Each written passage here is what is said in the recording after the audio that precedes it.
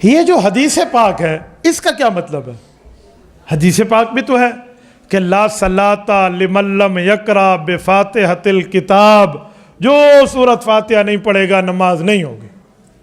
تو یہ جو حدیث پاک ہمیں سنا کے سارا دن یہ میرے بڑے اور چھوٹے اور درمیانے اور منجلے بھائی ہمیں روزانہ یہ راگ الاپتے اور مشورے دیتے نظر آتے ہیں، بھئی امام کے پیچھے پڑھو، امام کے پیچھے پڑھو، ان کا کیا مسئلہ ہے؟ مظفر گڑھ کے مسلمانوں اس کا جواب بھی سمجھ لینا۔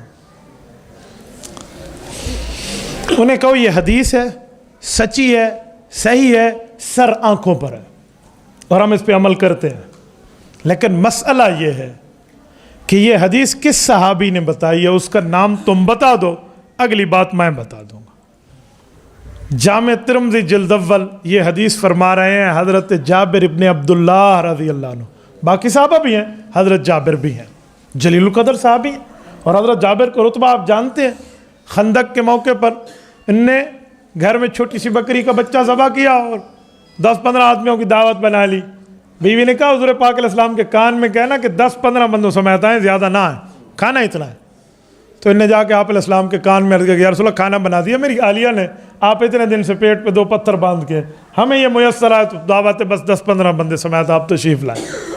آپ علیہ السلام نے اعلان فرمایا، اوے لوگو، تمہارے بھائی جابر ابن عبداللہ نے دعوت کی ہے، چلو۔ سینکڑوں کا مجمع چل پڑا، پریشان ہو کے بھاگتے گھر پہنچے اور گھر والی کو کہا بس کام پورا ہو گیا۔ کہ یہ تو یہی ہو گیا، کیا کریں گے؟ یار کیا ایمان والی بیوی تھی، اللہ قربان جائے ان کی اہلیہ کے ایمان پر۔ انہوں نے کہا رسول اللہ کو کہا تھا؟ کہ جی میں نے تو عرض کیا تھا۔ کہا پھر اللہ جانے اور رسول اللہ جانے۔ گھر آئے، آپ علیہ السلام نے فرمایا جابر یہ ہنڈیا کو اوپر سے ڈھک دے، ایک چھوٹا سا کونا کھول اور وہاں سے سالن ڈالتا جا، اور روٹی کا جو وہ آٹے وغیرہ کا تھال کا حساب کتاب جو اس زمانے کا تھا اس کو بھی حضور پاک نے ایسے فرمایا۔ وہ نکال کے روٹی بناتی رہی اور سالن آتا رہا، پورے مجمع نے کھا لیا۔ جابر ابن عبداللہ اتنا بڑا صحابی ہے۔ یہ صحابی سے شاگردوں نے پوچھا کہ استاد جی آپ ہمیں حدیث سنا رہے ہیں پیغمبر علیہ السلام کی کہ لا صلاۃ لمن لم یقرأ بفاتحۃ الکتاب، حضور پاک نے فرمایا سورۃ فاتحہ نہیں پڑھو گے نماز نہیں ہوگی۔ تو استاد جی اس حدیث کا مطلب آپ نے حضور پاک سے کیا سمجھا ہے؟ یہ مقتدی بھی پڑھے گا؟ آپ کیا فرمانا چاہ رہے ہیں؟ صرف حدیث نہ سنائیں، ہمیں اس حدیث کا وہ مطلب بھی بتائیں جو آپ نے پیغمبر علیہ السلام سے سمجھا ہے۔ تو امام ابو عیسیٰ ترمذی رحمہ اللہ اس حدیث سے آگے ایک لفظ لاتے ہیں جو یہ میرے بھائی لوگ نہیں سناتے، صرف حدیث سنا کر بس کام پورا کر دیتے ہیں۔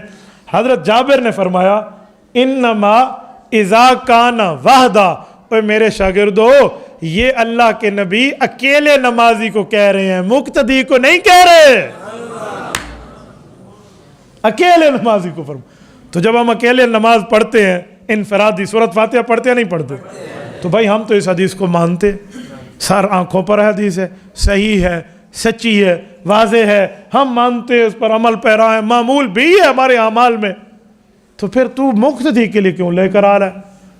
میرے بھائی کوئی مسئلہ تو ہے، تو حدیث سناتا ہے، حدیث سنانے والے صحابی کا فتویٰ ساتھ نہیں سناتا۔ ہاں تو حدیث کو اپنا زیادہ سکا بڑا ہی کھڑوتے ہیں، اللہ دا بندہ صحابی اللہ فتویٰ تو کو سمجھ نہیں آندا۔ کوئی یہ بندہ آپ کو کہے یہ گھڑی تو بہت پیاری ہے، مفتی عبدالواحد صاحب کی گھڑی ہے، اور ساتھ مجھے کہے اے بندہ ٹھیک نہیں ہے، تو لوگ کہیں گے عبدالواحد کی گھڑی تو اچھی ہے اور عبدالواحد ٹھیک نہیں ہے، یہ کیسے ہو سکتا ہے؟ تو بھائی اس صحابی سے تو حدیث لے کر تو ہمیں سنا رہا ہے، اور اس صحابی کی اگلی بات جو ساتھ لکھی ہوئی ہے، مل کے ساتھ لکھی ہوئی ہے، وہ نہیں سناتا، کیوں؟ بات پوری کرو، بات مکمل سمجھاؤ۔ رسول اللہ کی سیرت کے نام پہ، حضور کی عقیدت کے نام پہ، حضور پاک کی محبت کے نام پہ، حضور کی حدیث کے نام پہ دھوکہ نہ دو۔ اب مسئلہ یہ ہے کہ ہماری عوام بیچاری ان کے سینے میں دین کا درد ہے، دین کا علم نہیں ہو تو لوگ کہتے ہو حدیث سنا اس ماشاءاللہ، وہ شودیاں اگو پیچھو کشے نہیں پوچھنا، کوئی منڈو کوئی پاندو کشے پوچھن تو صحیح بھی اگو پیچھو کشے ہے کہ نہ یہ کلی سکھنی حدیث ہے اور کوئی مسئلہ ہے یا نہیں ہے، اتنی تحقیق میں لوگ پڑھتے نہیں۔